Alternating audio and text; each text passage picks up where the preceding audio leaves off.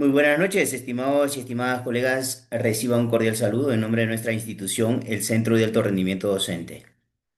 Esta noche vamos a continuar con nuestra preparación para nombramiento docente y como todos los viernes vamos a trabajar la subprueba de habilidades generales. Disculpen. Tienen conocimiento ya ustedes que estamos próximo, ¿no? De que el Ministerio de Educación oficialice el concurso de nombramiento de este año, ¿no? No sabemos aún con certeza si es que se va a desarrollar este año o los primeros meses del siguiente año. Así que, según las vociferaciones cuasi oficiales desde el Ministerio de Educación, en noviembre se estará oficializando. Por lo tanto, nosotros tenemos que seguir preparándonos con ese mismo entusiasmo, con esas mismas ganas de querer nombrarnos y para ello, pues ya están, o bueno, ya está en nuestra sala nuestro capacitador, el profesor Elías Nieto. Vamos a pedirle fuertes palmas virtuales y darle la más cordial bienvenida también, por supuesto, al profesor Elías. Profesor Elías, buenas noches. Voy a dejar el espacio para que pueda iniciar con nuestra clase de esta noche. Adelante, por favor. Buenas noches, colega. Buenas noches con todos los participantes de este módulo. Nos encontramos en una sesión más para empezar nuestro trabajo, como de costumbre, en la subprueba de comprensión lectora. Como siempre, sin preámbulos, directo al grano, vamos a empezar. Vamos a compartir pantalla. Recordando nuestros últimos temas, estábamos trabajando la inferencia. Vamos a seguir con el nivel inferencial. En esta oportunidad vamos a trabajar la argumentación. Muy bien, vamos a compartir entonces la pantallita.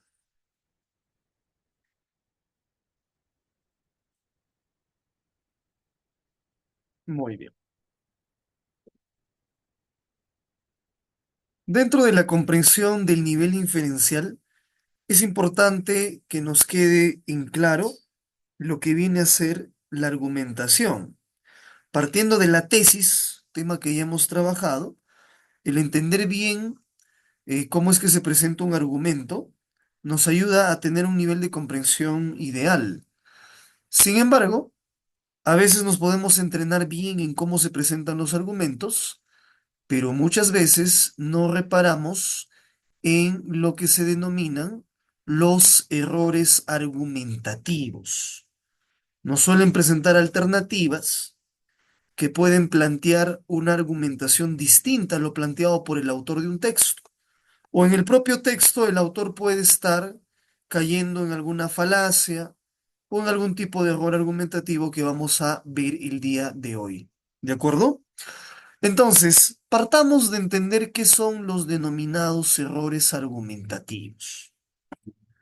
Como sabemos bien, un argumento es el sustento de una tesis. Y cuando decimos sustento, es una idea que explica, es una idea que sostiene, es una idea que cimenta una posición, una postura. Muchas veces estos argumentos no son necesariamente válidos, porque apelan a una lógica, vamos a llamarla así, no convencional, o simplemente apelan a recursos que no son lógicos, ¿de acuerdo? Por lo tanto, el que nosotros conozcamos cuál es el problema de un argumento, qué falla presenta este, nos va a ayudar a que no cometamos lo mismo al momento de analizar las alternativas. Esos son los denominados errores argumentativos. Dos palabras claves aquí, ¿no?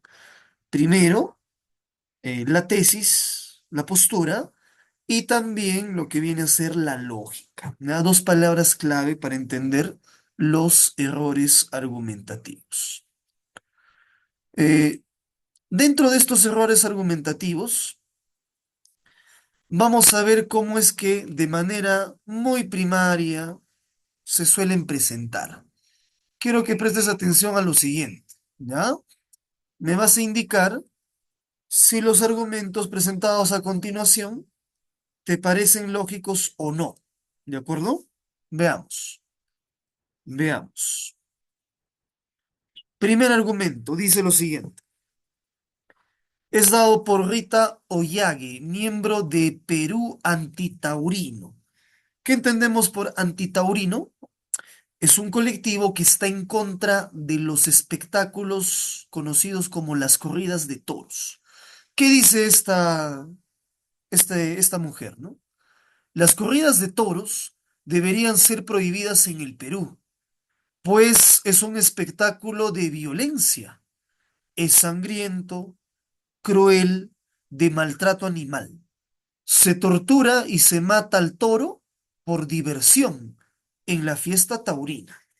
Incluso el uso de las comillas aquí en fiesta taurina está transmitiendo un mensaje, ¿no? Está siendo sarcástica la autora. Muy bien, veamos ahora un segundo argumento, dado en este caso por Pablo Gómez, que él, al contrario de ser un antitaurino, es más bien un hombre apasionado por este tipo de espectáculos. ¿Qué dice?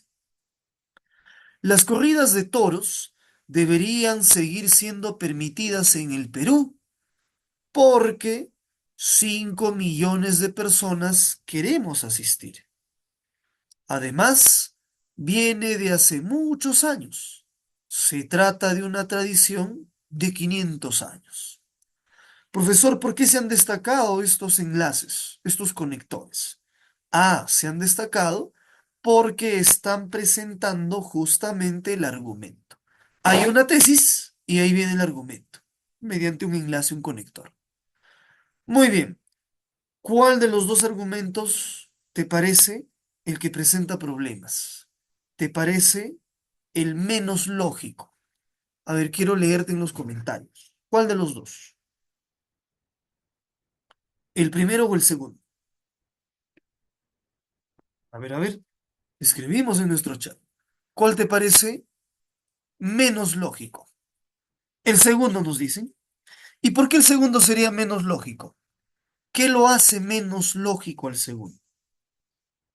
¿Por qué dice este apasionado por el espectáculo taurino que deben de permitirse o deben de volver las corridas de toros? ¿Por qué? Aquí está, ¿no? Porque 5 millones de personas queremos asistir. O sea, ¿cuál es su argumento para defender su posición a favor de este espectáculo, entre comillas? ¿Cuál es su argumento?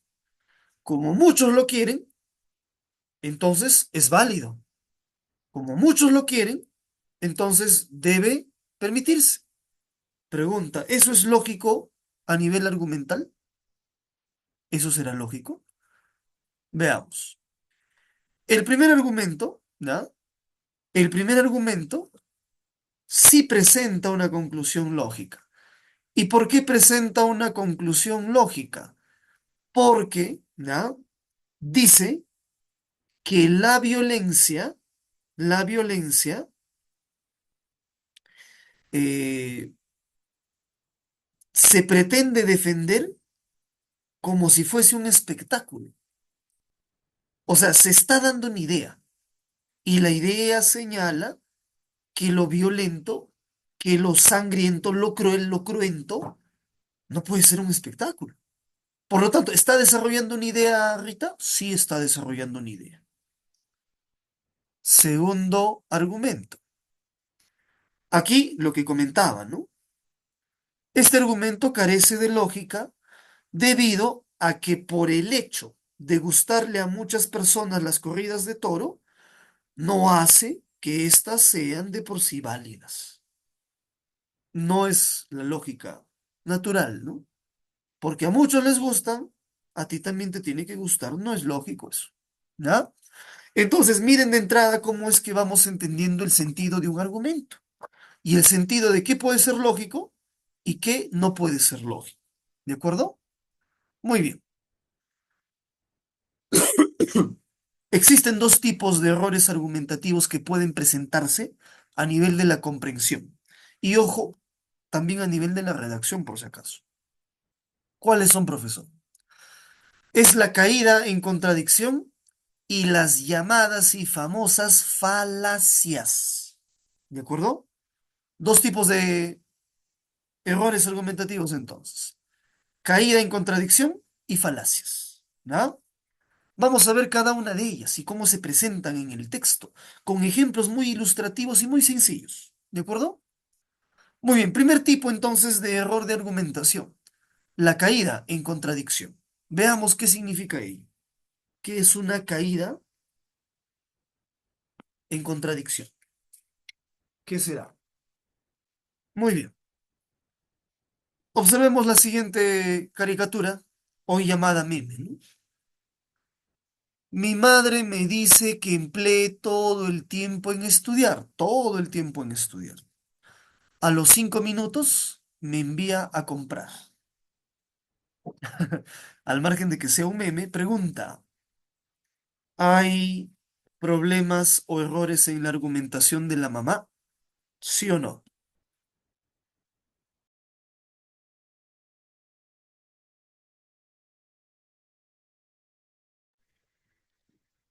Sí, sí hay problemas.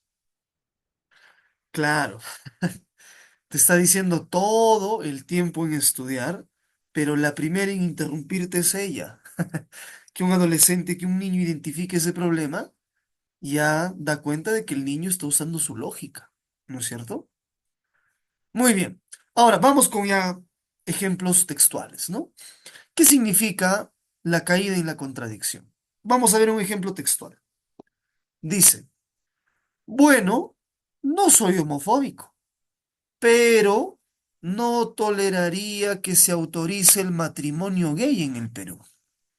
O sea, yo soy bien abierto con ese tema, pero esa gente es bien desenfrenada. Le gusta el escándalo. ¿No has visto cómo salieron a marchar en el día del orgullo, en el día del orgullo gay? La sociedad se está desvirtuando. Mañana más tarde veremos a dos hombres o dos mujeres agarrándose de las manos en las calles. Y es que ellos no ponen de su parte. Muy bien. Pregunta, pregunta. ¿Por qué esta es una caída en la contradicción? Porque está empezando a desarrollar su idea con una afirmación. Pero ya el conector del pero, que es un adversativo, da pie, nos anticipa a que se viene una idea que va a contradecir la afirmación anterior. Entonces, ¿cómo yo puedo defender un argumento destruyendo mi propio argumento? Esa es una caída en contradicción. Mi posición, mi tesis, no soy homofóbico, pero odio a los homosexuales. Más o menos sería un resumen, ¿no? No soy homofóbico, pero los homosexuales deben morirse. Ese es un problema en caída de contradicción. Afirmas A, pero tu argumento, en vez de ampliar y desarrollar A, presenta una contradicción a A. A eso se refiere. Está bien sencillo, ¿verdad? Está bien entendible, ¿no? Está bien entendible. Muy bien. Vamos con las más abundantes, las llamadas falacias. Las denominadas falacias.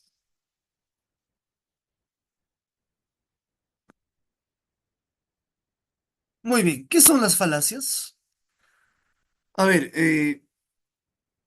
si estuviéramos en filosofía o en lógica o incluso en aritmética, podríamos ser muy técnicos con las definiciones de falacias. Pero como estamos en lectura, vamos a dar conceptos y definiciones muy entendibles para lo que es una falacia. Falacia viene de falsedad, de algo que no es cierto. Por lo que una falacia a nivel de idea, a nivel de construcción argumental, es un argumento, ¿ya? Construido, estructurado, mediante recursos que en vez de reforzarlo lo invalidan. Esa es una falacia. Es un razonamiento inválido, que tiene apariencia de ser válido, que tiene apariencia de ser correcto, pero en el fondo no lo es. Aparenta nada más. Notamos que en el paso del argumento a la conclusión, No hay una conexión adecuada, no hay una conexión lógica. Por lo tanto, al principio dices A, luego se contradice A, luego se dice B, como en el ejemplo del homofóbico, ¿no? Estas falacias se emplean por dos situaciones, con un propósito claro, sabiendo que estoy empleando una falacia. Podría ser un recurso de debate, un recurso persuasivo, casi un recurso sofístico. Y el segundo ya es por falta más bien de capacidad en construcción. O sea, se puede crear una falacia eh, por problemas en la argumentación, por problemas, sí, pero existe también, lo que decíamos, una falacia intencional. Yo sé que estoy apelando a una falacia, pero lo hago porque es un recurso con el que puedo vencer a mi oponente, por ejemplo, en un debate político. Así funciona, ¿no? Así funciona. Muy bien. ¿Cuáles son las principales falacias existentes y que se suelen presentar en la comprensión lectora? Primer tipo de falacia. Vamos a verlas con ejemplos expresos, claros, hasta entenderlo bien. Primer tipo de falacia. Falacia ad hominem. Ese término ad hominem está en latín y se podría traducir como contra la persona. Es un argumento que en vez de atacar la idea, ataca a la persona. ¿Ya? Dice esta caricatura. Eres pobre. Si me vendes tu cerro y tu laguna, tendrás platita. Cuando se acabe la platita no tendrás cerro ni laguna, dice el campesino. Ignorante, le dice el político, el empresario, ¿no? ¿Por qué esta es una falacia contra la persona? Porque el argumento que da aquí el indígena es que el dinero es un recurso que se agota, mientras que al agotarse el dinero, el recurso natural sigue el mismo camino, también se agota. Y por lo tanto, si hoy pierde su laguna, por más dinero que le den, esa laguna ya no va a poder recuperarse. Y el dinero también se va a acabar. Pero este empresario político, en vez de contradecir el argumento con otro argumento, con una idea, ¿qué hace? Califica al que dio la idea. Lo llama ignorante. Por lo tanto, en vez de atacar la idea, está atacando a la persona. Esa es una falacia ad hominem. Y este ataque no es un ataque concienzudo, no es un ataque ni siquiera mínimamente razonado, ¿no? Es disparar cualquier cosa. Es casi irracional. Es carente muchas veces de sentido. Eso viene a ser, ¿ya? Una falacia en general, no solo la falacia atómica, ¿ya? Hay poco contenido racional en ellos. Muy bien. Seguimos con más ejemplos para que entiendas a cabalidad cada falacia. Diálogo casi a gritos entre dos jóvenes. Usted dice que los ateos pueden ser personas de moral. Sin embargo, sucede que yo sé que usted abandonó a su esposa e hijos. ¿Y qué sugiere que hagamos? Que cerremos la iglesia. Hitler y Stalin estarían de acuerdo con usted. Muy bien. ¿Por qué está invalidando la mujer al varón? No por sus ideas, sino lo está invalidando porque cometió una inmoralidad. Y la que la cometió fue la persona. Por lo tanto, la invalidación es personal, es de un sujeto, ¿no? Esto muchas veces se suele utilizar hasta en charlas casi cotidianas, ¿no? ¿Qué es lo que se hace? De un grupo, ¿no? De un grupo se busca probablemente aquello que tenga menor construcción argumental, menor defensa discursiva, y es a donde se dispara, atacando a la persona y no a la idea. Eso se ve mucho en política, ¿no? Un candidato político dice, yo trabajaré por la familia guanuqueña. Y de pronto alguien me dice, ¿cómo usted va a trabajar por la familia guanuqueña si usted tiene cuatro familias y les debe la pensión a las cuatro familias? ¿Cómo se atreve a hablar del tema de familia si usted no está calificado moralmente? ¿Qué podría usted, un inmoral que no mantiene familias, hablar de defender a las familias? ¿Te das cuenta que pareciera ser muy válida la argumentación? Pareciera ser buena la argumentación, pero en realidad no lo es. Y no lo es ¿por qué? Porque no ataco la idea, ataco a la persona. ¿Te das cuenta? Ataco al dueño de la idea y no a la idea como tal. ¿De acuerdo? Muy importante ello. Muy bien. ¿Qué dice aquí otro ejemplo? No debemos creerles a los médicos que defienden el uso de la píldora del día siguiente, pues las farmacéuticas que las fabrican les dan su tajada a estos mismos. Al decir ello, ¿qué estás dando a entender? ¿Qué estás especulando? ¿Qué estarás especulando? Que prácticamente la efectividad de la píldora que se trata de mediatizar es responsabilidad de médicos. ¿Y por qué es responsabilidad de ellos? Porque básicamente él recibe un beneficio. Destaca la efectividad de un fármaco porque recibe un beneficio. Entonces no estoy atacando al uso del anticonceptivo. Estoy atacando a quien recomienda usarlo, o sea, al médico. ¿Te das cuenta? Muy bien. Seguimos con otro ejemplo. Otra falacia, perdón. Falacia número 2. Falacia ad verecundiam o conocida como apelación a la autoridad. Apelación a la autoridad.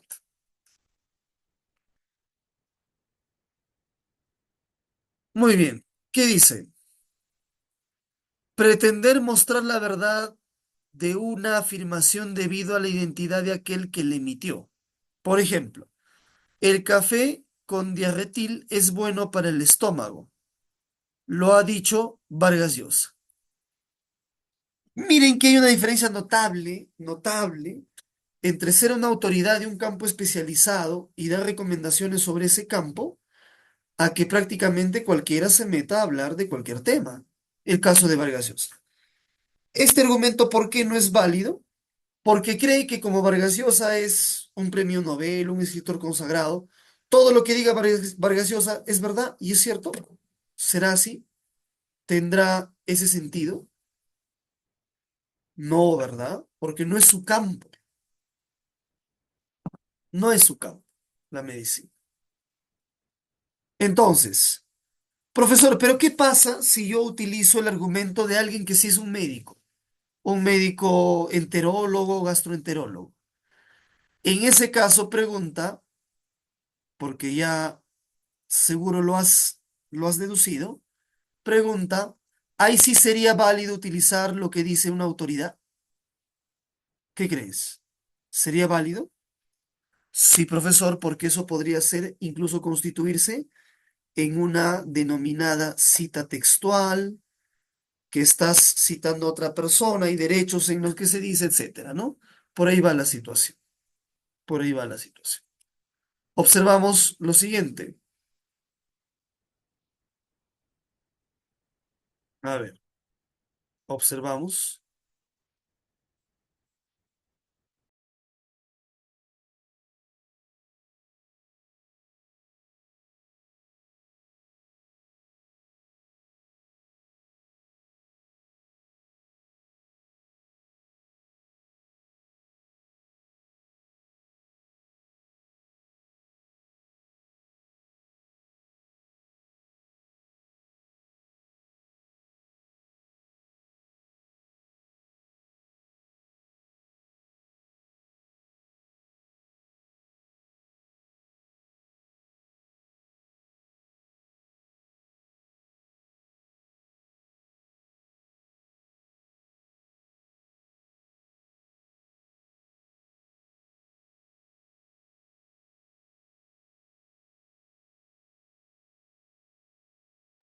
Muy bien.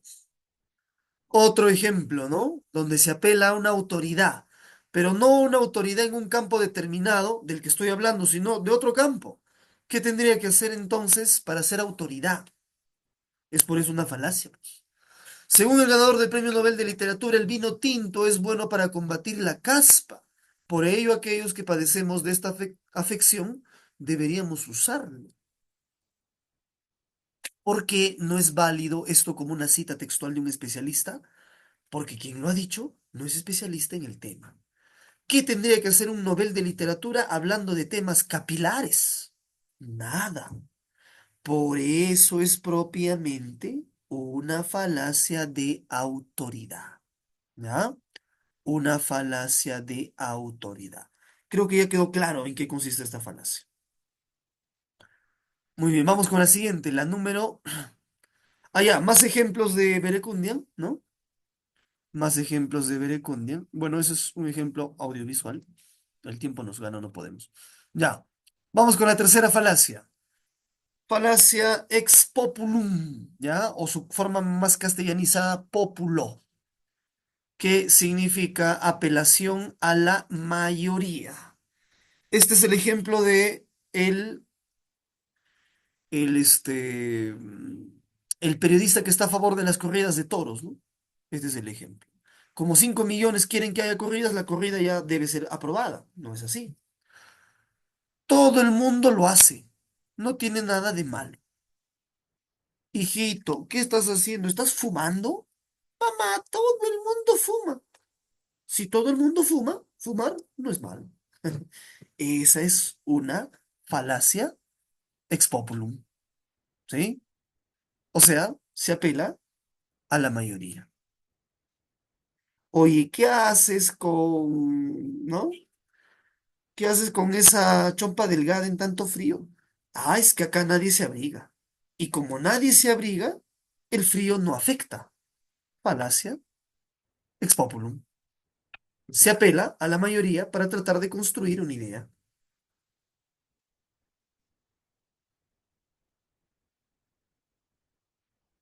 Otro ejemplo de falacia ex populum, ¿no? Dice, redonda, está preguntando sobre la forma de la Tierra. Todo el mundo sabe que es plana. Ujú. Como todo el mundo dice que es plana, ¿ya es plana? No.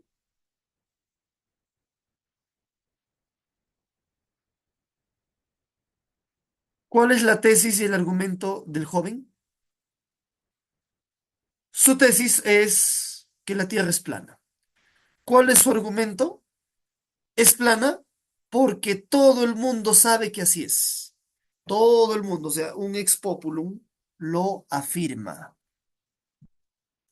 Si te das cuenta, aquí no cabe ni por asomo el sentido de lógica, ¿no?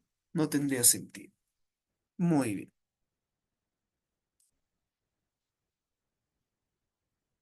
Cuarta falacia. Cum hoc ergo propter hoc. ¿Qué significa, profesor? Causa falsa. ¿Qué dice el ejemplo? El sol sale porque el gallo canta. Dentro de esta lógica hay una inversión, profesor. Hay una contradicción. Hay una clara contradicción.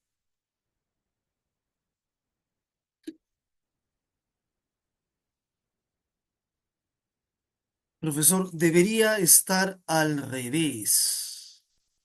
Que eh, no es que el sol sale porque el gallo canta cuando sale el sol, ¿no?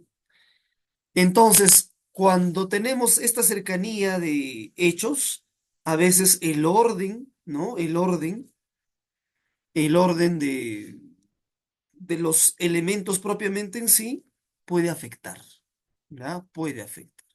Ahí tienes el ejemplo bien expreso, bien claro, bien fácil. Otro ejemplo, otro ejemplo.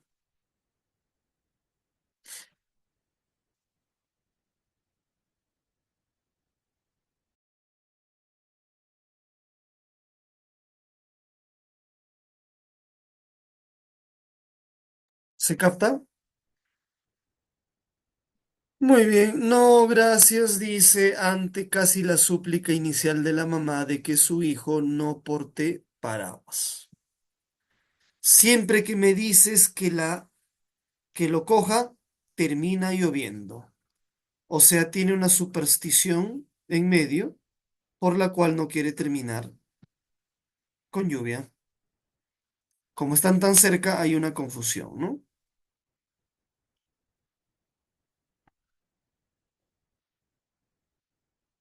Muy bien, seguimos con otro ejemplito. ¿Por qué la pera y la naranja cometen la falacia de causa falsa? A ver, ¿qué dice? Ah, bueno, es un videíto. No, es un videíto. Pensé que era una caricatura. Es el videíto, ¿no? No nos alcanza el tiempo. Vamos con otra falacia. Apelación a las consecuencias.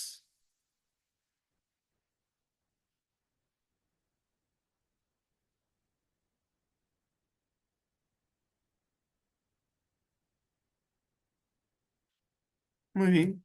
Quiero que leas la viñetita.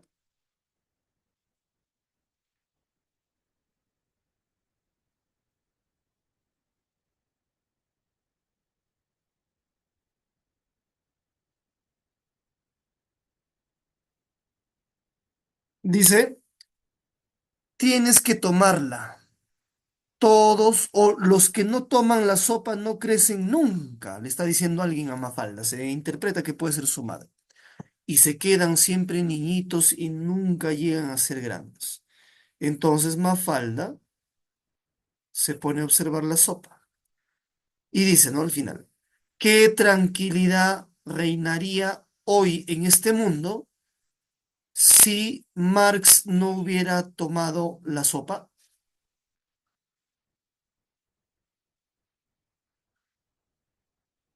¿Qué se está entendiendo?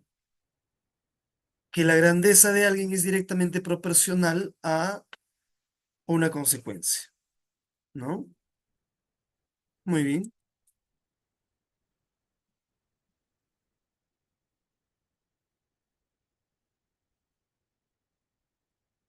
Sexto, sofisma patético.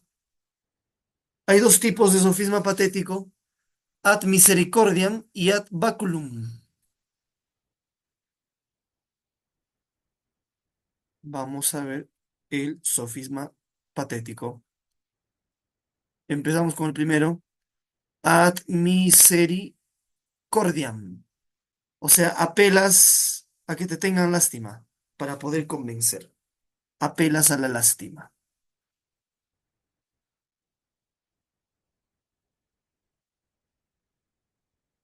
A ver, un análisis brevísimo.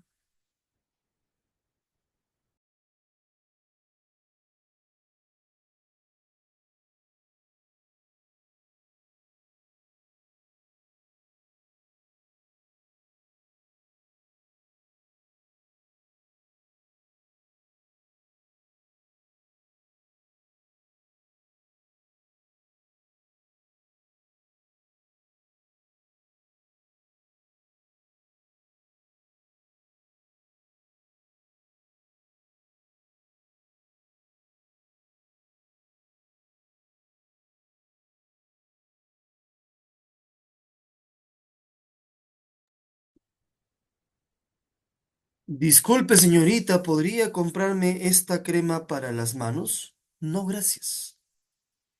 Mira la diferencia, ¿no? Por favor, cómpremela. Es que no he vendido nada en todo el día y me van a echar. Tengo a mi mamá enferma y necesito el dinero para adquirir sus medicinas. ¿Cómo estás tratando de convencer de que te compren? Mediante la lástima que quieres generar. Otro ejemplo, ¿no? Entonces, ¿lo harás por mí o es que ya no me quieres? Una clásica de parejas, ¿no? Una clásica.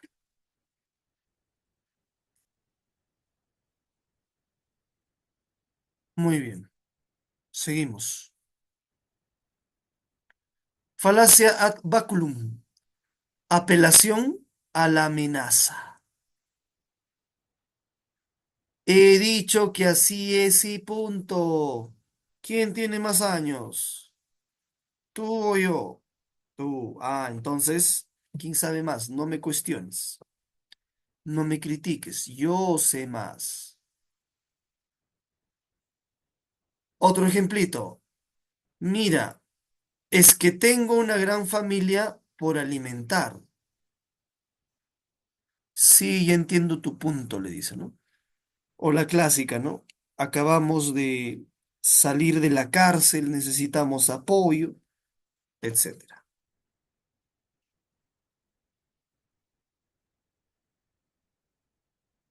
Muy bien, otra falacia.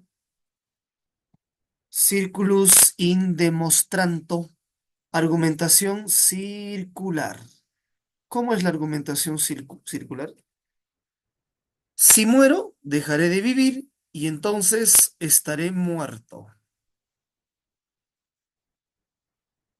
Si muero, dejaré de vivir y entonces estaré muerto.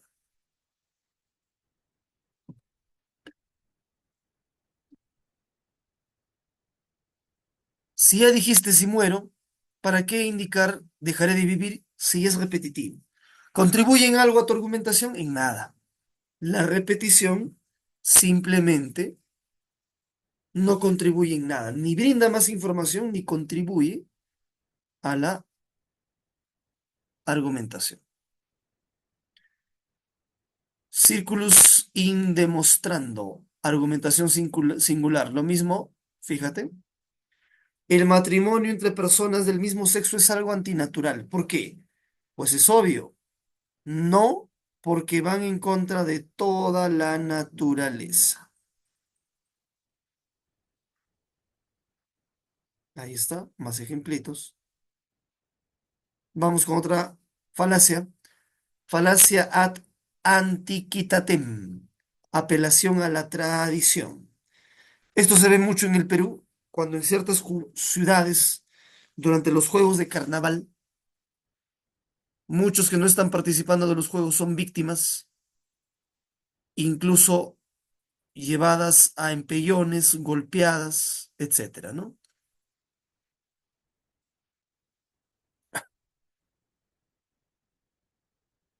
Muy bien. ¿Por qué la tauromaquia forma parte de la cultura nacional? ¿Qué es lo que se quiere hacer? Apelar a la tradición. La tauromaquia como espectáculo tiene un origen muy particular, ¿no? En una época muy particular. Por lo tanto, se quiere convertir a esto en un símbolo, ¿no? Pero, ¿cuál es el problema de la argumentación? Es que al momento de construir, ¿ya? Al momento de establecer el sentido lógico, se está tratando de utilizar como principal argumento el que eh, sea, por ejemplo, eh, algo que se practicaba hace tiempo, de generación en generación, que pasaba por años, ya se convierte en una tradición. Por lo tanto, si hay una contradicción contra ello, ya propiamente no estaría cumpliendo, ¿no?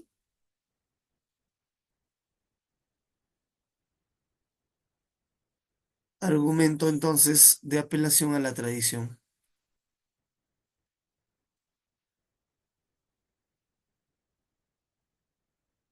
Argumento ad ignoratiam, apelación a la ignorancia. Apelación a la ignorancia. Si no hay más preguntas, significa que todos entendieron la clase. Una clásica como profesores, ¿no? O sea, el estudiante piensa que solo hemos tenido valor en algo determinado.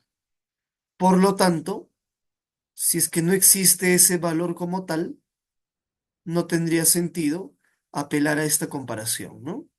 Entre quién puede ser más o menos ignorante.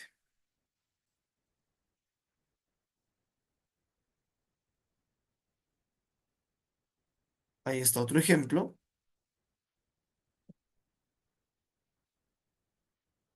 Una de las clásicas también de filosofía, ¿no? Una de las clásicas.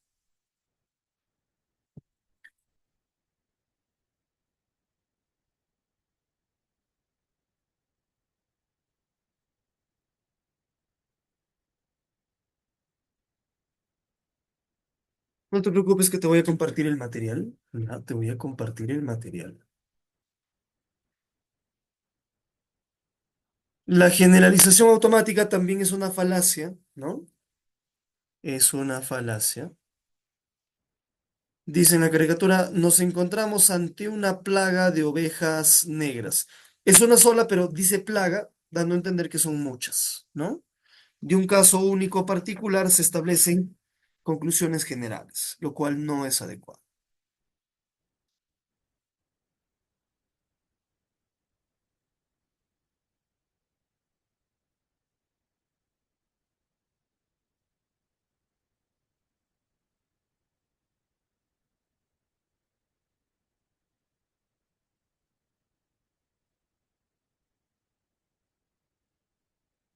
Muy bien. Todo esto que acabamos de aprender en falacias, vamos a ponerlas en práctica con nuestro cuestionario del día de hoy. Voy a pasar a compartir al chat el cuestionario del día de hoy.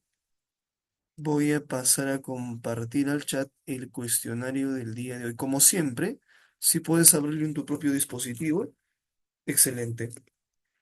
Si puedes abrirlo en tu propio dispositivo, excelente.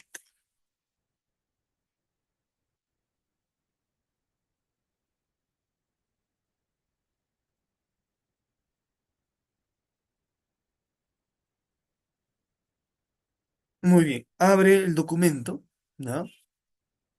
Abre el documento y tenlo en tu dispositivo.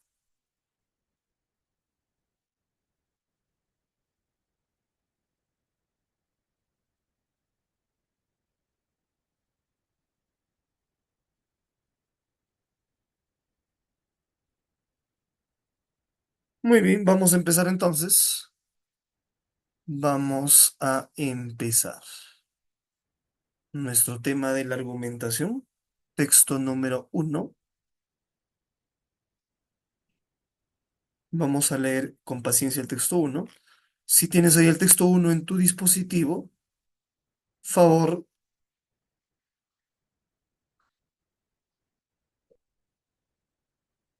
de avanzar con la lectura. ¿Ya? Vamos avanzando con la lectura.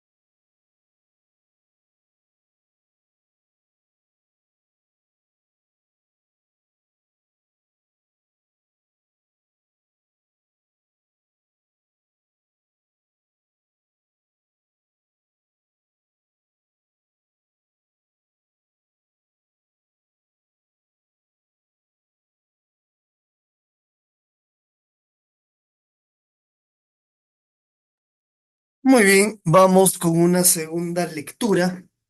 Ya has estado avanzando en tu propio dispositivo con este texto número uno. A ver, una recomendación. Necesitamos concentrarnos porque estos textos ya requieren una dedicación mayor a lo que hemos estado viendo probablemente de todo lo anterior. ¿De acuerdo? Necesitamos concentrarnos, leer dos, tres, las veces que sean necesarias. A veces yo puedo tener dificultades en llegar a una respuesta o no puedo tener aciertos cuando resolvemos todos, pero como tengo el material, yo puedo volver a practicar con ese material. No en el sentido de haberme memorizado las respuestas, sino en entender el texto. Eso es muy importante. ¿De acuerdo? Muy bien. Texto número uno. Como siempre, vamos a realizar lectura, nuestra lectura dinámica basada en pausas dialogales, ¿ya? O sea, pausas para explicar alguna idea, para ampliar alguna idea, para señalar alguna palabra importante. Eso es fundamental, ¿de acuerdo? Muy bien. Empezamos entonces. El Instituto de Estadística y Geografía, INEGI, ha incluido por primera vez el acoso y la violencia sexual en su encuesta nacional de seguridad pública urbana. Por primera vez dice, ¿ah? Este dato, fíjense, no es gratuito, es importante, porque está sentando un precedente, ¿ya? Está sentando un precedente. Una herramienta que ayuda a entender la percepción de la inseguridad entre los mexicanos. Fíjate, ¿ah? ¿Quién es una herramienta? Esta de acá. Vamos a pintarla del mismo colorcito. ¿Quién es una herramienta? La encuesta. Ahí está. Los resultados revelaron que el 19,4% de la población mayor de 18 años, mujeres y hombres, han sido víctimas de violencia sexual o acoso en lugares públicos. Ahí está. Dato importante. Dato importante. Este 19,4% han sido o ha sido víctima de violencia sexual o acoso. Ya está. ¿Por qué utilizo colores diferentes? Porque estoy vinculando ideas, ¿ya? Lo cual yo también si tengo mi texto impreso debo de hacer. Profesor, pero eso parece para niños de primaria. No. El cerebro responde mejor a una organización hecha con colores. Eso es natural, ¿ya?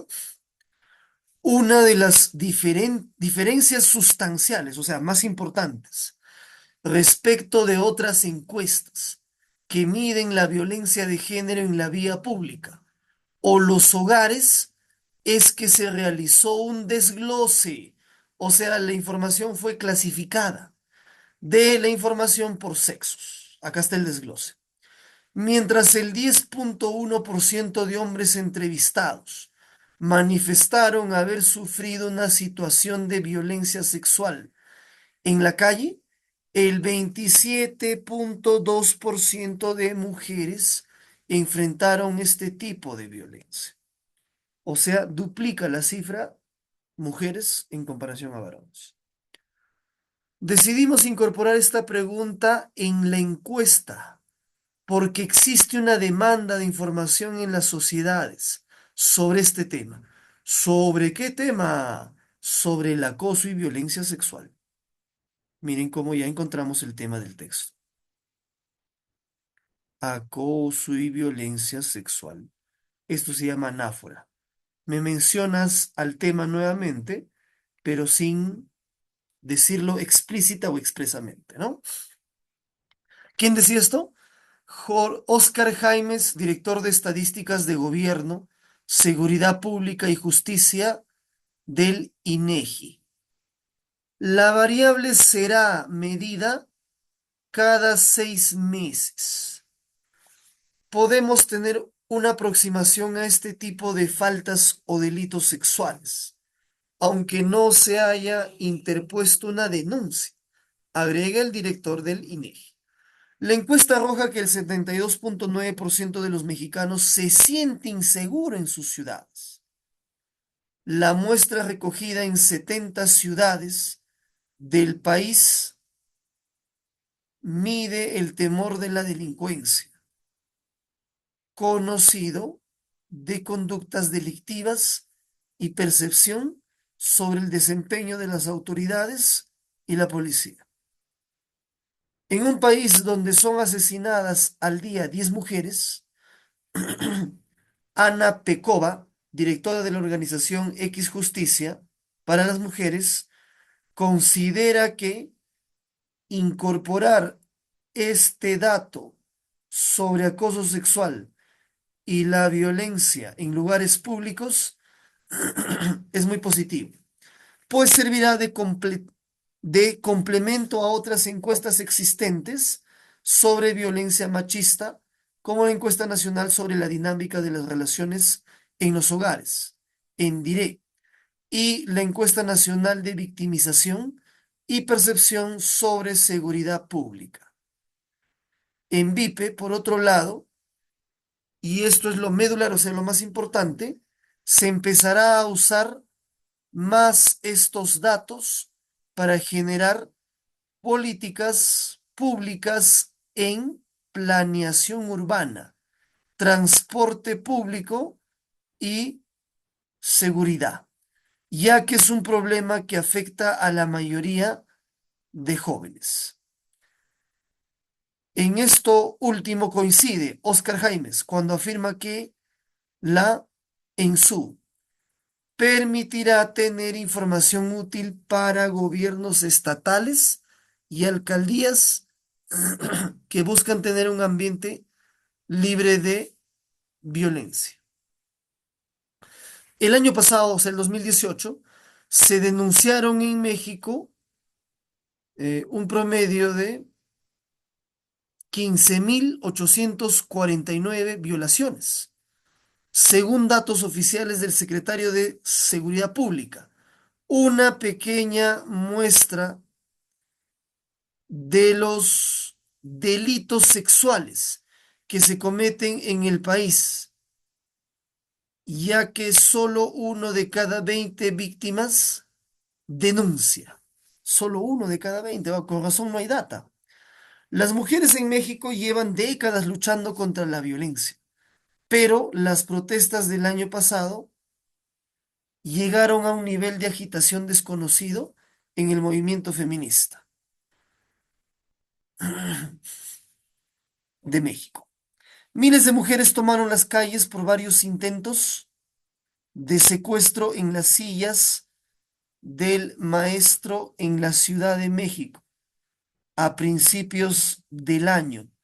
Inclusive, meses después, la denuncia de una mujer que afirmó haber sido violada por policías cuando regresaba a su casa, reactivó la indignación y el hartazgo de las calles o en las calles de la capital. ¿Ya? Esta última parte está más dando algunas visiones de datos, ¿no? Para complementar. Vamos a contestar las preguntitas. Vamos a contestar las preguntitas. A ver, empezamos con la preguntita uno.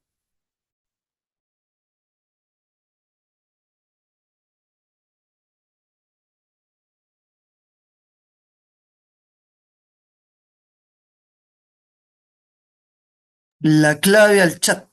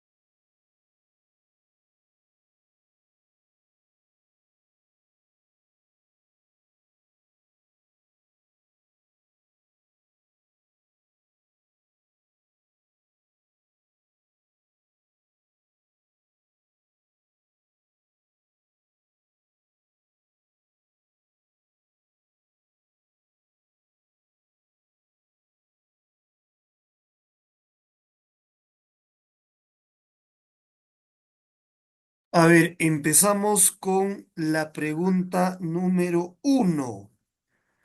¿Cómo podrían subtitularse el tercer párrafo? El tercero me está diciendo. A ver, vamos a identificar el tercero. Por acá te ayudo. Este es el primero. El segundo. Y aquí viene el tercero. ¿Hasta dónde viene el tercero? A ver. Hasta ahí viene el tercero. Vamos a leer en el tercero para ver qué tipo de información nos encontramos. En un país donde son asesinadas al día 10 mujeres, Ana Pekova, directora de la organización X Justicia para las Mujeres, considera que incorporar ese dato sobre acoso sexual y la violencia en lugares públicos es muy positivo, pues servirá de complemento a otras encuestas existentes sobre violencia machista, como la encuesta nacional sobre la dinámica de las relaciones en los hogares y la encuesta nacional de victimización y percepción sobre seguridad pública. Por otro lado, y esto es lo medular, se empezará a usar más estos datos. Fíjate, me está repitiendo datos hasta en dos ocasiones, ¿ah? Me está repitiendo datos hasta en dos ocasiones, porque justamente de los datos es que me está hablando, ¿ya? De estos datos es que me está hablando el texto. Me da mucha información, ¿ah? A ver, ¿qué alternativa se acerca entonces para un subtítulo de este párrafo? La B me están diciendo. A ver qué dice. Opiniones sobre la relevancia de la inclusión de la pregunta sobre acoso y violencia sexual en la encuesta nacional. Eh, opiniones sobre la relevancia, o sea, sobre la importancia. Mira, a ver qué nos dice aquí. La medida cada Podemos, ¿eh? Una encuesta roja. Muy bien. Mira lo que nos dice. ¿Hay una opinión? Sí, hay una opinión, ¿no? Bien clara. Muy bien, aquí nos dio la alternativa B. Excelente. Ahí está el subtítulo más adecuado.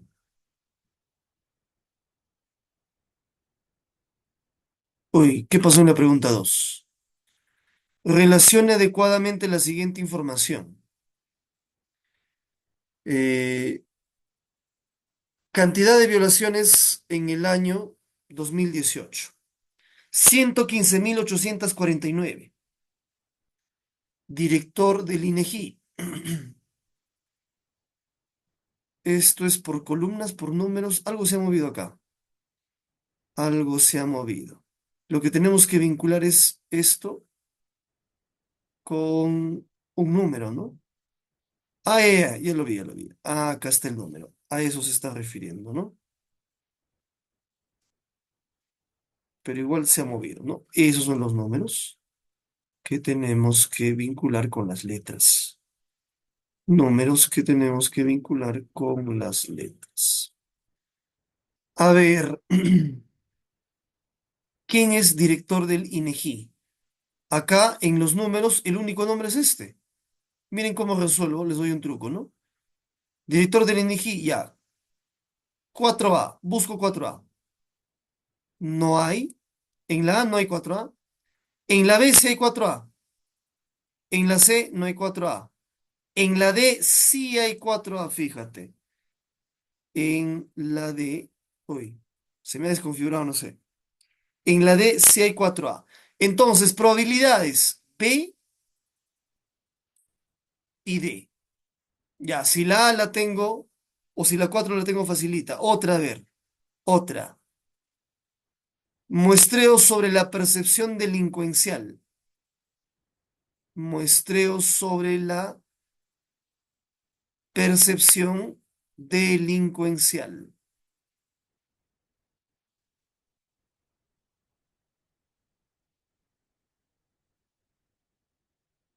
A ver, ¿cuál sería? A ver, esto sí lo puedes contestar, solo es vincularlo. A ver, escribe al chat tu respuesta.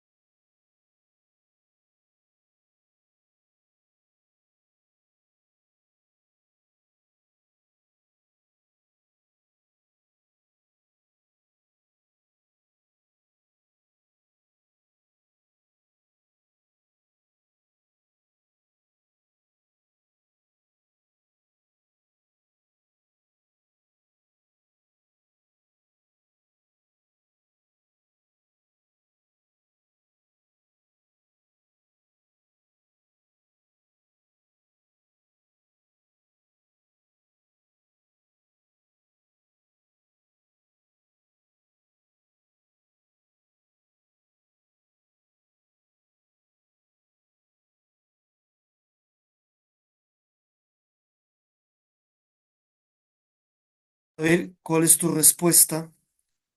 ¿Cuál es tu respuesta?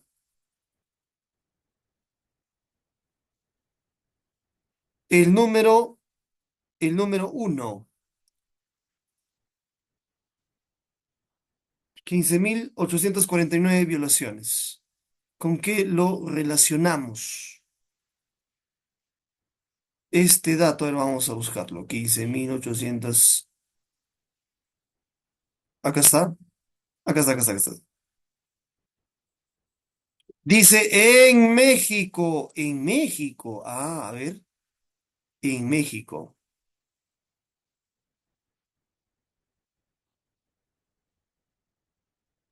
A ver. En México. Sería muestreo, no. Situación. Datos del Secretariado de Seguridad Pública. A ver, ¿quién nos da este dato? Sí, ahí está. Sí cumple. Entonces, 1C. 1C, 4A. Porque el otro era acá, no cumple. Listo, ya está nuestra respuesta. Profe, ¿cómo tan rápido? Solo busqué el primero y el último porque si están bien esos dos, todo está bien. Ya está. A ver, comprueba, comprueba si no crees. Si no crees, comprueba. ¿Listo? Muy bien, vamos con la 3. Cuando el autor menciona que las protestas del año pasado llegaron a un nivel de agitación desconocido en el movimiento feminista de México, ¿a qué se está refiriendo? A ver, leo tu respuesta en el chat.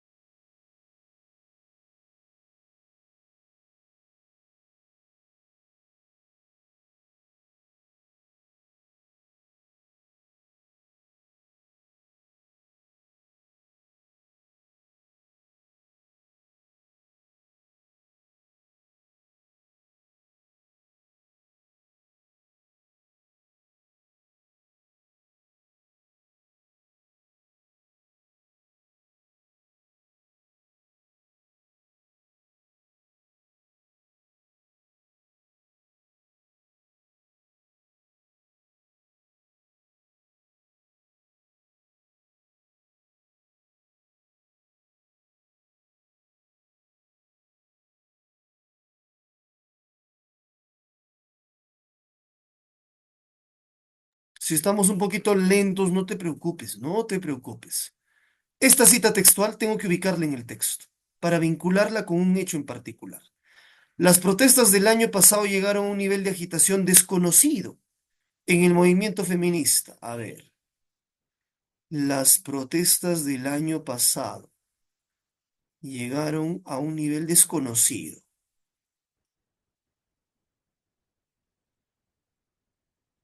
Con paciencia, no te preocupes. Las protestas del año pasado llegaron a un nivel desconocido.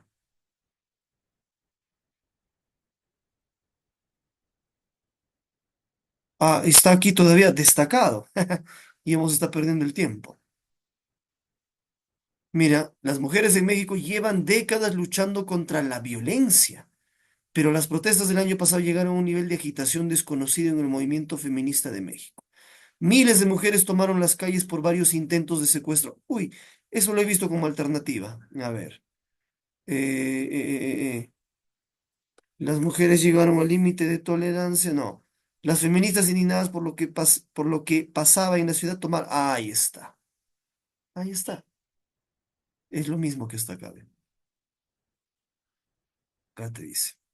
Miles de mujeres tomaron calles. Ahí está nuestra respuesta.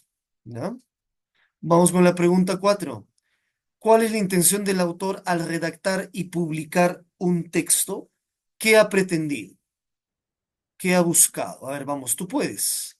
Tú tienes que darnos tu primera respuesta.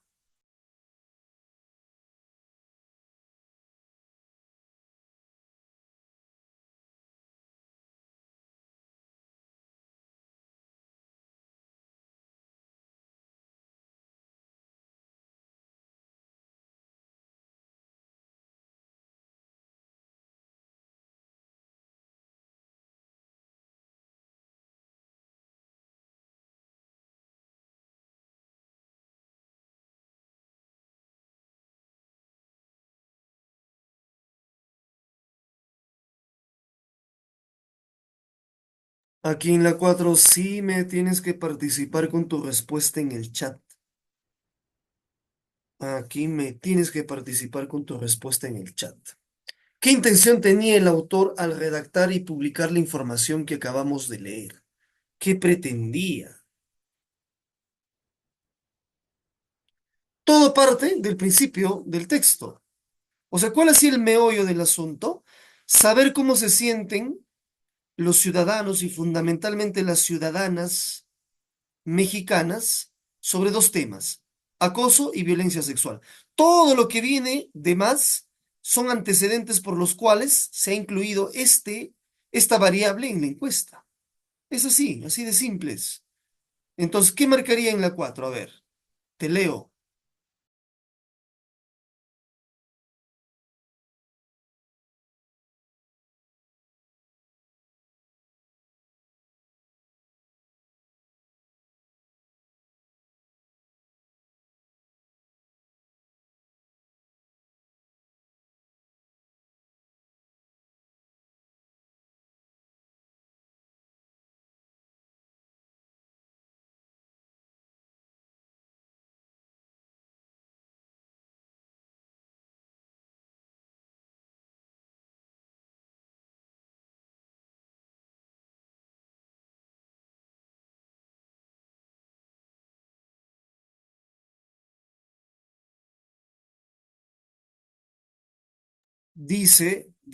Fíjate, si es que yo parto de la importancia de dos variables en una encuesta, porque a partir de ahí voy a recoger información valiosa, percepción fundamental.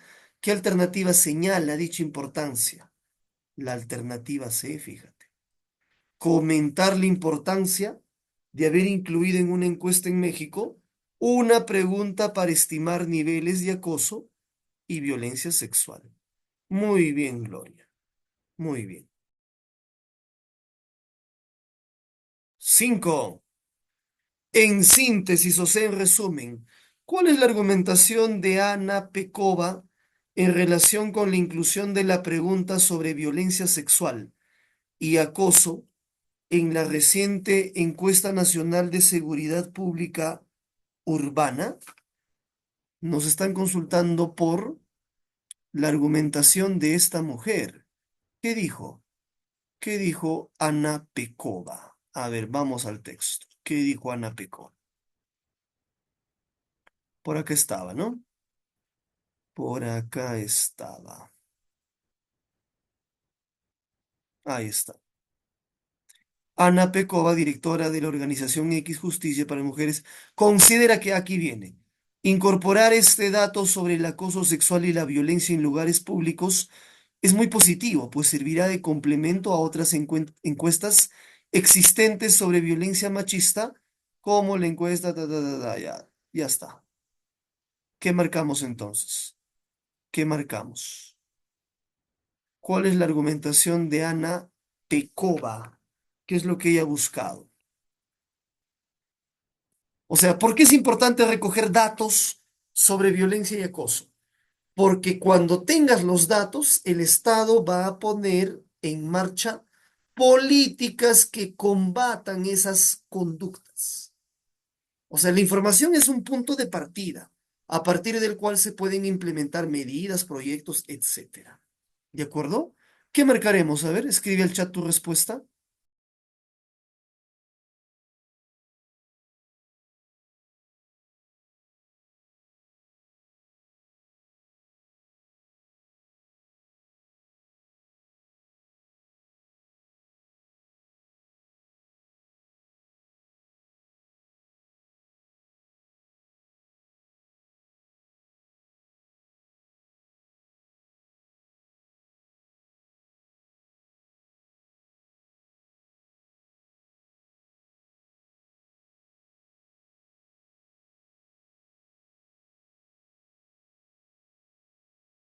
A ver, tu respuesta en el chat. Tu respuesta en el chat. ¿Qué contestaremos en esta pregunta 5? Profesor, no la he entendido. O sea, ella ¿qué es lo que está tratando de defender? La importancia de adicionar dos preguntas, bueno, dos no, sino dos temas, ¿no? Violencia sexual y acoso en una encuesta. ¿Cómo ha defendido esa idea? Ella está a favor de esa inclusión, ¿no? ¿Cómo la ha defendido? A ver, la B me dicen, al contar con datos sobre el acoso, estos datos, y la violencia en lugares públicos, tendremos formas, nos permitirá generar políticas. Listo, ya está, ni para qué leerlo más. Más claro ni el agua. Excelente. 5B. Finalmente con la 6, la última de ese texto. ¿Cuál de los siguientes hechos, de ser cierto, debilitaría la argumentación de Ana Pekova? ¿Cuál sería? ¿Cuál debilitaría la argumentación de Ana Pekova? A ver, ¿qué contestarías en la 6?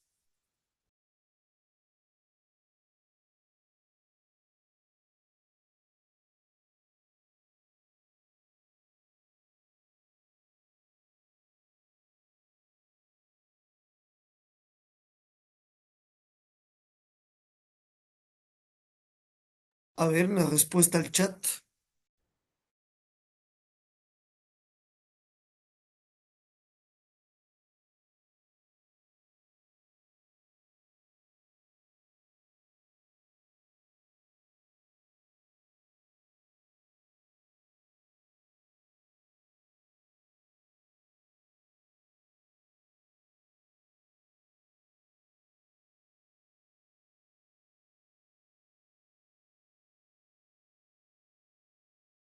Escribimos al chat nuestra respuesta. Profesor, ¿qué significa debilitaría? O sea, ella ha sustentado su tesis. ¿Por qué está a favor de la inclusión de estos temas en una encuesta? Y aquí está su sustento, mira, ve. Es importante porque a partir de la data, acá está, a partir de la data recogida, yo voy a poder como Estado generar políticas que combatan esta problemática. Nos piden qué argumento podría debilitar este de acá, lo que dice Pecova. A ver, vamos. ¿Cuál sería mi respuesta? ¿Qué marcaríamos en la 6? Alguien tiene que darnos una respuesta. Uno me da y ya resolvemos.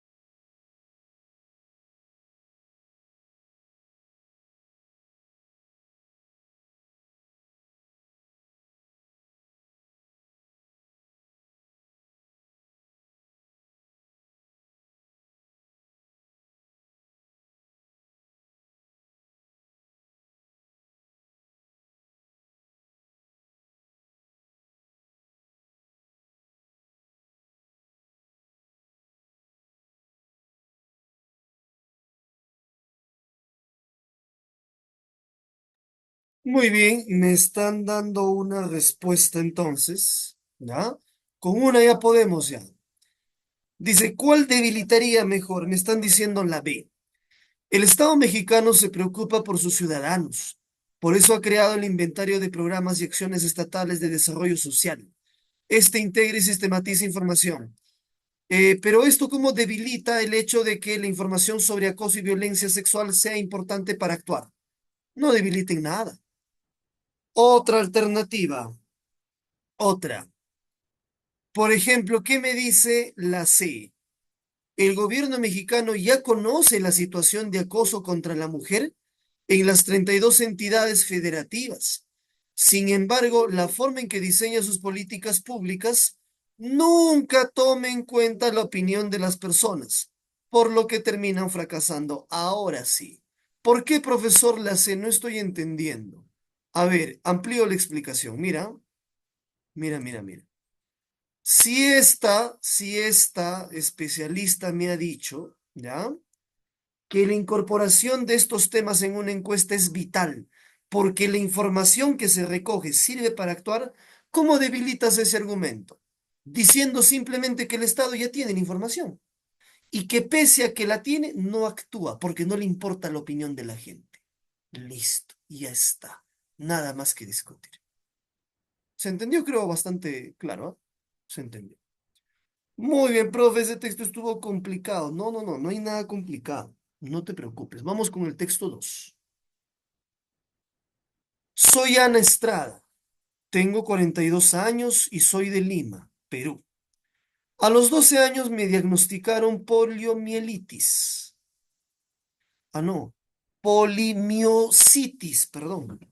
Una enfermedad autoinmune, progresiva y degenerativa que atrofia e inflama los músculos y causa pérdida de fuerza.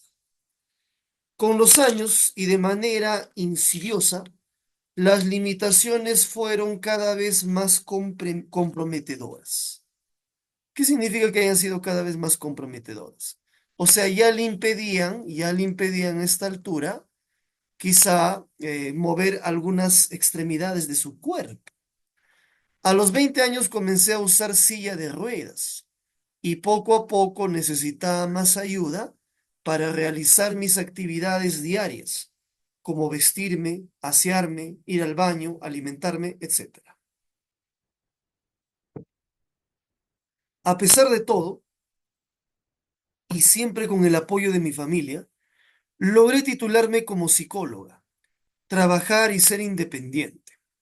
Pero en el 2015, mis músculos respiratorios comenzaron a perder fuerza y terminé 6 meses en cuidados intensivos. Primero me intubaron por 15 días y luego me practicaron una traqueostomía. Me alimentaron por sonda nasogástrica, o sea, nariz y estómago. Y finalmente me realizaron una gastrostomía, colocación de un tubo flexible de alimentación a través de la pared abdominal hasta el estómago.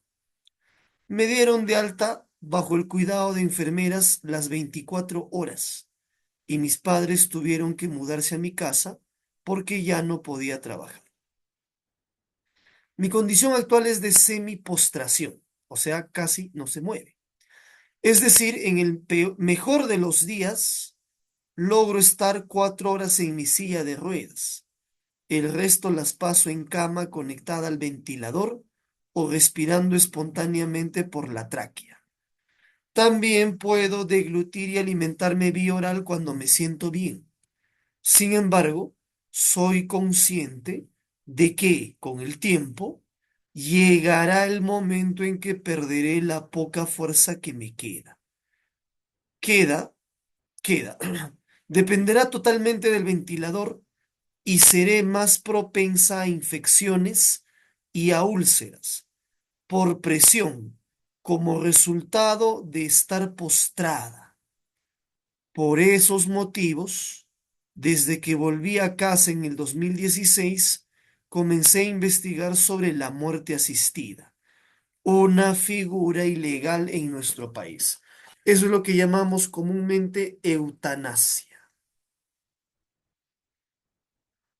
Al sentirme frustrada por no hallar una opción para morir, comencé a escribir en enero de este año un blog y a hacer público lo que me pasaba. Mi vida ha encontrado un sentido y mi energía está puesta en luchar por mi derecho a una muerte digna.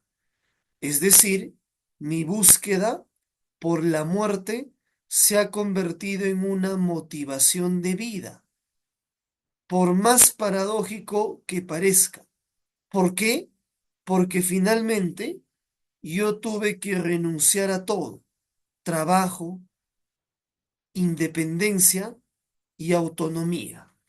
Pero la libertad es lo único a lo que no voy a renunciar.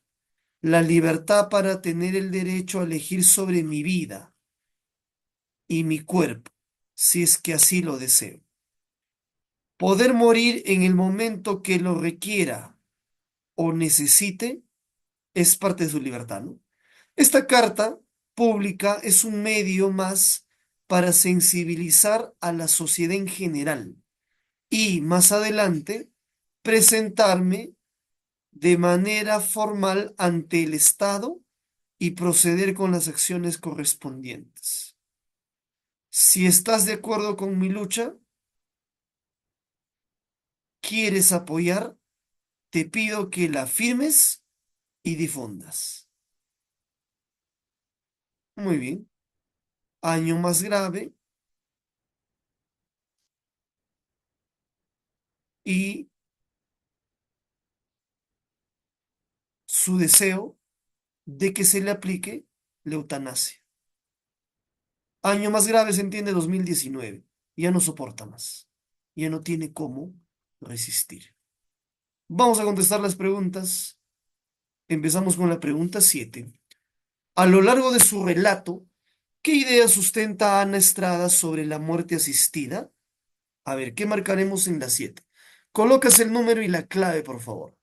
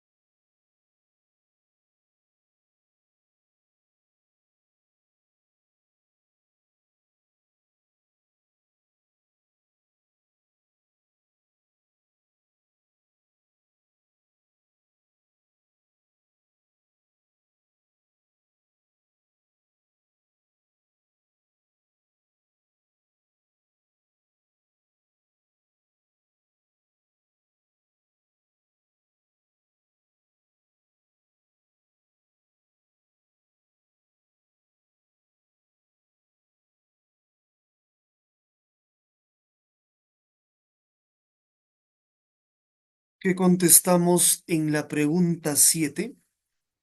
¿Qué idea sustenta Ana Estrada sobre la muerte asistida? ¿Qué idea será? La Constitución Política del Perú debe contemplar una muerte en paz. Ella no está pidiendo algo para todos, ¿no? Ella está pidiendo algo más para sí misma. ¿Está vinculada con la libertad de elegir sobre su propio cuerpo? A ver, la libertad sobre elegir sobre su propio cuerpo está limitada quizá por decisiones que no tengan que ver necesariamente con la muerte. Porque acá tengo una alternativa que sí me habla propiamente de la muerte. ¿Cuál es? La C. El ciudadano debería tener la libertad de optar por una muerte digna. Y ella como ciudadana es lo que solicita. Mucho sufrimiento y si decide, por lo menos, que su muerte sea digna, si su vida no lo ha sido tanto. Pregunta 8. ¿Cuál es la razón principal que brinda Ana Estrada para que la sociedad apoye su pedido? A ver, esa está bien sencilla.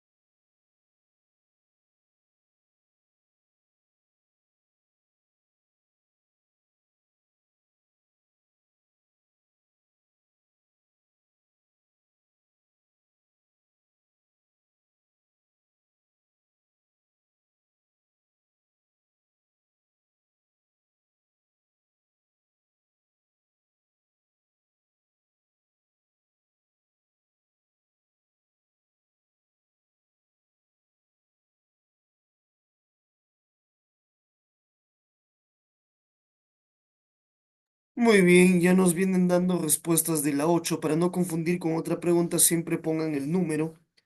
Siempre pongan el número. Razón principal por la que Ana Estrada pide a la sociedad apoyo. A ver, la A nos dice, debido a la poliomiositis, una enfermedad autoinmune progresiva y degenerativa, ¿se debe dejar que el ciudadano decida sobre su cuerpo? A ver, la enfermedad necesariamente es la que está conduciendo a Ana Estrada a la muerte. Claro, profe, la enfermedad es la que tiene sus síntomas. No, no, no. No estoy tratando de decir eso, sino la decisión sobre el cuerpo no es debido a la enfermedad como tal, sino básicamente la decisión sobre el cuerpo es parte de una libertad de la que goza el ser humano, que no tiene que ver necesariamente solo con la enfermedad de ella. Porque ¿qué pasa si otra persona que tiene otro tipo de enfermedad está sufriendo mucho y también quiere una muerte digna? La alternativa A se quedaría solo en una enfermedad, pero ella quiere un apoyo de la sociedad porque quiere que en su caso y en cualquier otro semejante, con cualquier otro tipo de enfermedad, la sociedad apoye eso. Así que la A no es. Repiensa, reevalúa tus alternativas.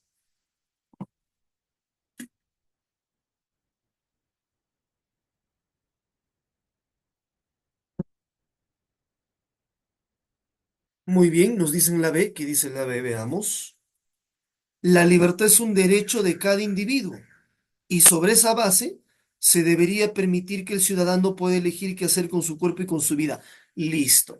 ¿Te das cuenta que ya no apunta solo a la enfermedad de Ana Estrada, sino es en general a la libertad de la que puede gozar cada persona?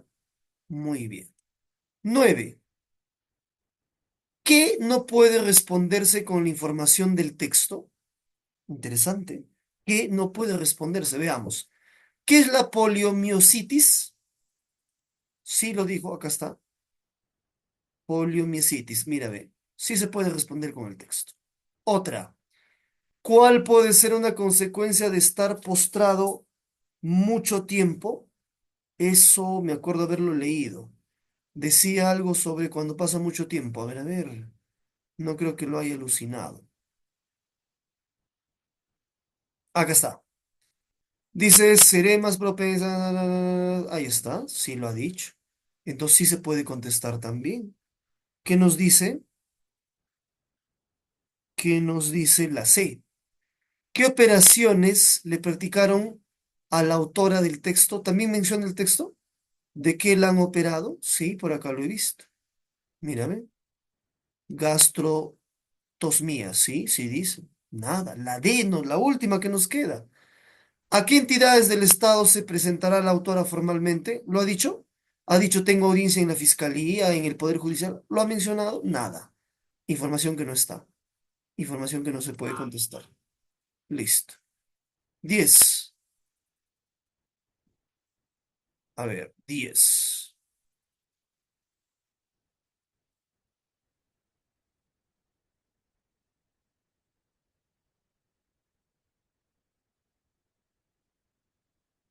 Wow. ¿Qué dice? Marque la mejor paráfrasis para el siguiente fragmento. Con los años y de manera insidiosa, las limitaciones fueron cada vez más comprometedoras.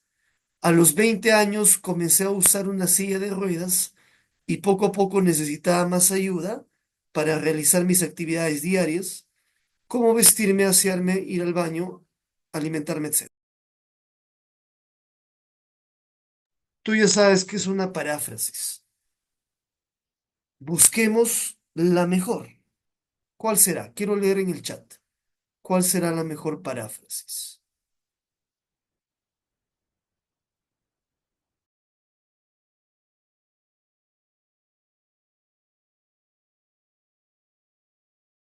Quiero leer tu respuesta.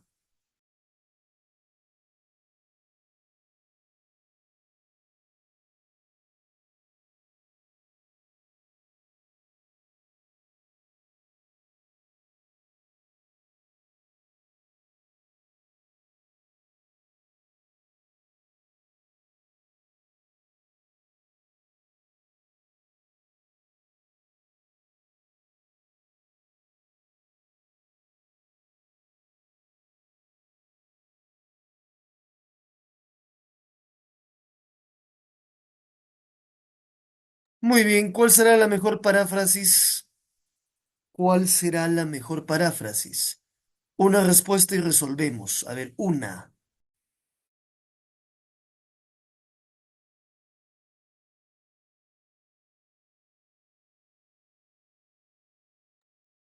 Nos dicen la B. Nos dicen la B. ¿Qué dice? A ver, concéntrate, ¿ah? Con los años y de manera insidiosa, las consecuencias de mi enfermedad fueron más complicadas con el paso de los años. Ahí está. Las limitaciones fueron cada vez más comprometedoras. Las consecuencias fueron complicadas. ¿Ya? Ajá. Y los impedimentos generados en mi cuerpo aumentaron. Las limitaciones fueron cada vez más comprometedoras. A los 20 años comencé a usar una silla de ruedas y gradualmente tuve que necesitar. Listo. Excelente. Excelente los que nos contestaron. Ahí estaba la respuesta. Excelente.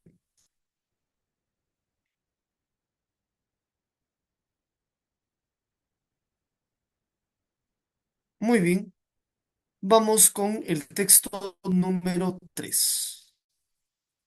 Concentración. Si te das cuenta, los textos tienen cierto nivel, que si no te concentras, te pierdes en algo, chao, se acabó todo. Muy bien. Texto número 3. Como se sabe, se registra desde la etapa precolonial, con los primeros esclavos moros que llegaron al continente americano. De acuerdo con algunos investigadores, en la corrección española, los moros estaban ligados a los negros, a los cuales, con los cuales compartían un común denominador, que era la condición de esclavos.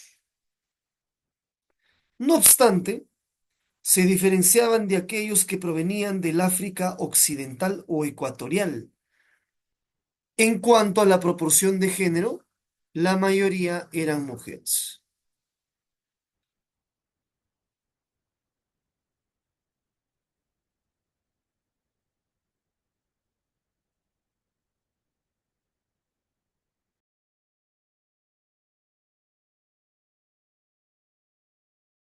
Continuamos. La escasez de mujeres españolas libres en la época impulsó la introducción reglamentada y no reglamentada de esclavas morunas. Al respecto, Manríquez, este es el año de publicación del texto que se está citando en la página, señala, las moriscas servían, pues, para satisfacer la necesidad de las mujeres de los conquistadores. Comprar una morisca significaba adquirir un ama de llaves y una concubina y una concubina. Con el paso del tiempo, algunas de estas cautivas moriscas permanecieron en posiciones marginales, pero otras se encubraron socialmente e influyeron en la sociedad colonial. Aparte de sus habilidades agrícolas y alfareras, las esclavas moras trajeron consigo muchos hábitos caseros, entre los que se destacan primordialmente sus destrezas culinarias y su singular atavío. Este último va a dejar su huella innegable en las famosas tapadas limeñas, mujeres que vestían un traje compuesto por una saya y un manto que usaban para salir al ámbito público y evitar ser reconocidas, pues solo un ojo de su rostro quedaba al descubierto. El hecho de dejar al descubierto un ojo daba a este atuendo un toque de misterio y coquetería. Coquetería a la vez. De acuerdo con algunas fuentes, existían varias versiones de este vestuario femenino, entre las que cabe destacar la encanutada y la desplegada. Esta usanza de enmantarse para salir a los espacios públicos de la capital peruana estuvo en boga en las mujeres limeñas, por aproximadamente 300 años, a pesar de los varios intentos, primero de la corona y posteriormente de las reformas borbónicas, por prohibir el uso de este atavío en las Américas. Dicha prohibición obedecía a que las tapadas perturbaban y despertaban curiosidad entre los hombres que acudían a las iglesias o festividades religiosas, cuya atención al culto religioso se desviaba hacia un juego de ocultación, coquetería y seducción. Si bien las tapadas limeñas se resistieron a abandonar su vestimenta, dicha indumentaria empezó a desaparecer gradualmente de las calles limeñas a partir de 1850 en favor de la moda francesa. Ajá. Interesante esa última parte, ¿eh? Miren cómo había un repunte de un tipo de moda, de un estilo, ¿no? Vamos a contestar las preguntitas. Empezamos con la pregunta número 12. Empezamos con la pregunta 12.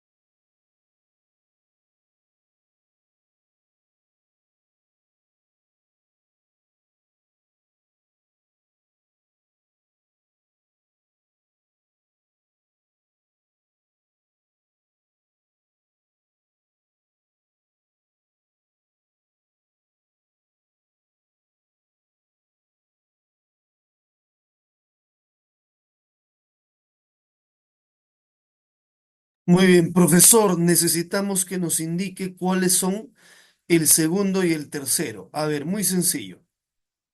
Siempre el punto aparte separa un párrafo. Este es el primero, este es el segundo y este es el tercero. ¿De quién me están solicitando aquí? Resumen del segundo y tercero.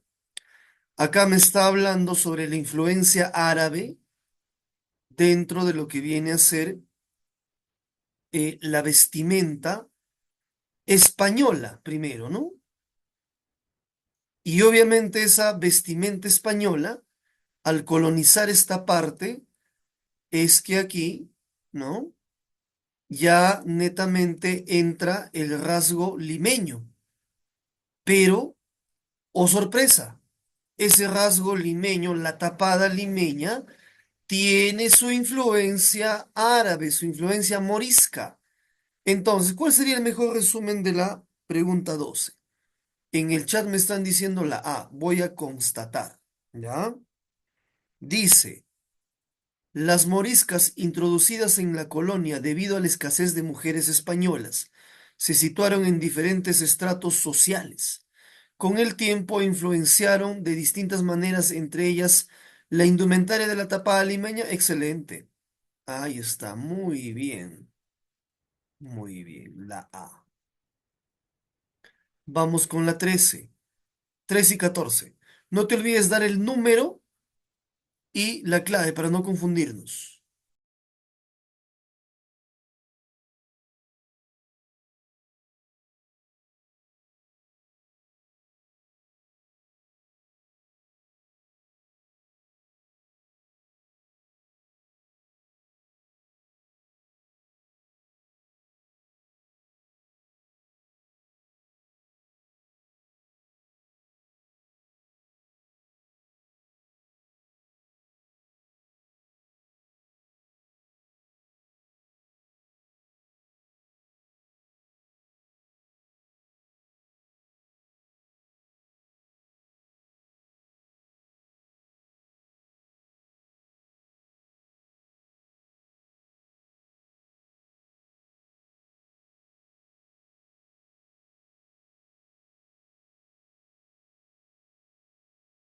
Vamos con la 13, 13, 13. ¿Cuál es una afirmación correcta sobre las esclavas morunas? Eso está por aquí nada más. Eso está por aquí sobre las esclavas morunas. Ahí está la escasez, lo anterior. Dice esclavas morunas. En primer lugar, las esclavas morunas tenían una procedencia geográfica, ¿no? Acá está. Provenían del África Occidental o Ecuatorial. Ahí está, es un dato que tenemos que destacar, que tenemos que mantener. ¿Qué otra característica tienen las esclavas morunas? Satisfacer la necesidad de las conquistadoras, se convertían en amas de llaves o en concubinas, es un detalle importante. Ya podemos ir contestando, fíjate. Ve. La A podría ser nuestra respuesta. La A podría ser nuestra respuesta.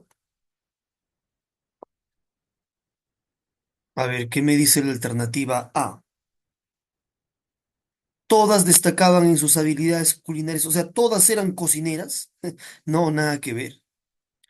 Estuvieron restringidas a posiciones marginales, o sea, eran casi esclavas. No, hasta amas de llave podían ser, no puede ser la B. Hubo escasez de ellas en la época de la conquista. Escasez tampoco, ¿no? Fueron contadas, pero escasez no hubo. Influyeron en la vestimenta. Ahí está, repetitivo ya, ¿no? Muy clarito, muy facilito para tu elevado nivel. Vamos con la 14. Quiero leer en el chat tu respuesta. 14.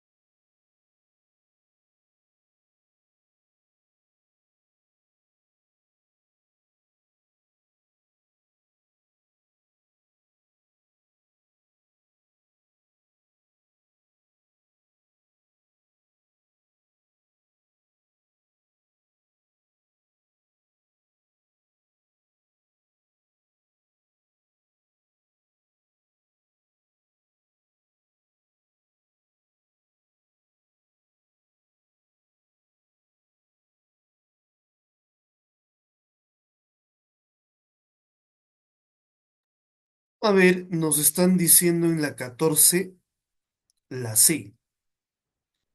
De acuerdo con la información del texto, podemos inferir que el dejar un ojo al descubierto siempre fue un signo de coquetería de la tapada limeña. El que se haya dado en una época como signo de coquetería te puede llevar a deducir que siempre fue así. Ya te enseñé de los absolutos, ¿ah? ¿Se acuerdan? Vimos un tema de absolutos. Cuando hay un absoluto, tengo que tener mucho cuidado con esa palabra, ya que puede cambiar todo el sentido de la idea de la alternativa.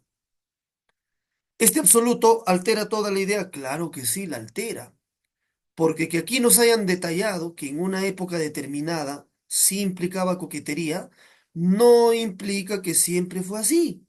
Yo tengo que deducir a ese nivel. Otra, a ver, otra, te leo, te leo.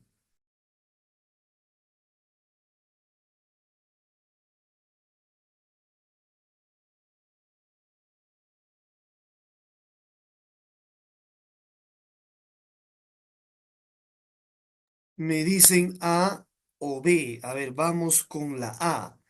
Como no existían mujeres españolas libres, se impulsó la llegada de esclavas morunas. Libres. Ese adjetivo me suena mal. A ver, dice, la escasez de mujeres españolas libres, si se está utilizando en la época, impulsó la introducción reglamentada y no reglamentada de esclavas morunas. Mm, el detalle con esa alternativa es que es explícita, pues, y me están pidiendo inferir. Mm, muy explícita, ¿no? Literalmente te lo está diciendo.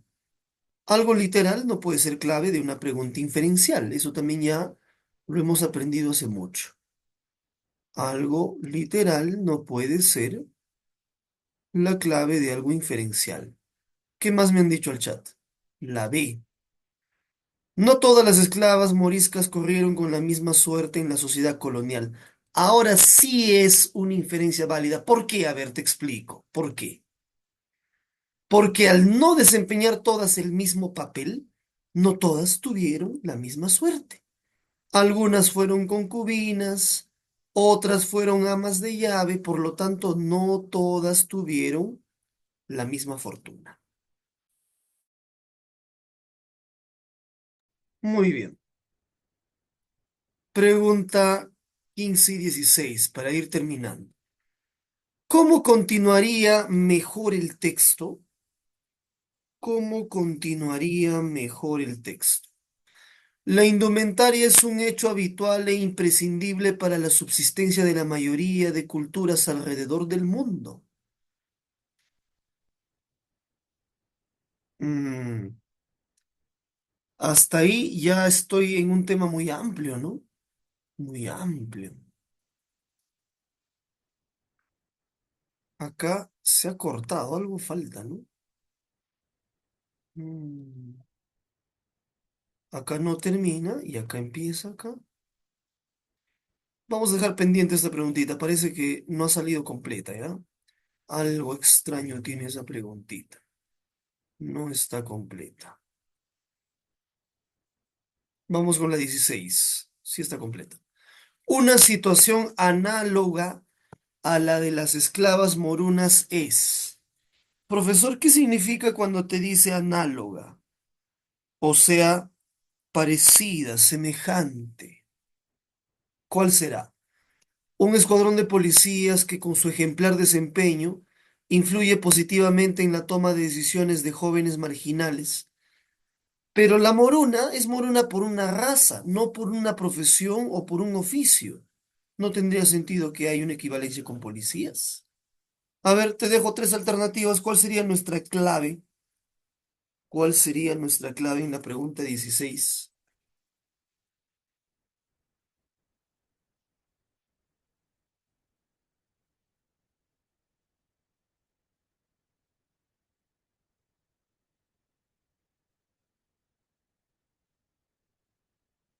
¿Qué dices?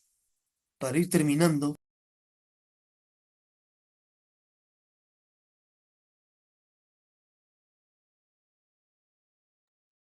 me lanzaron una. 16B me dicen. A ver, tiene que ser un grupo étnico, ¿no? Grupo de gitanas. ¿Las gitanas son un grupo étnico? Claro que sí. Que influyen en la forma de hablar y caminar de las féminas de un sector social, la cual con el paso de los años comienza a ser sustituida por otras modas, como pasó con las tapadas limeñas. Hasta el día de hoy no se mantienen, pero sí duró determinado tiempo. Listo. Ahí está la clave 16. Excelente. Muy bien, estimados colegas, hasta aquí. Tienen material, mucho material para que practiquemos, para que avancen. Les paso a compartir la diapositiva también, ¿ya? Voy a recuperarme un poquito más para poder continuar. Estoy un poquito grave de la garganta. Muy bien, estén atentos al material que les van a compartir y ya nos estamos encontrando la próxima sesión, la próxima clase, ¿sí? Tengan muy buenas noches, cuídense mucho.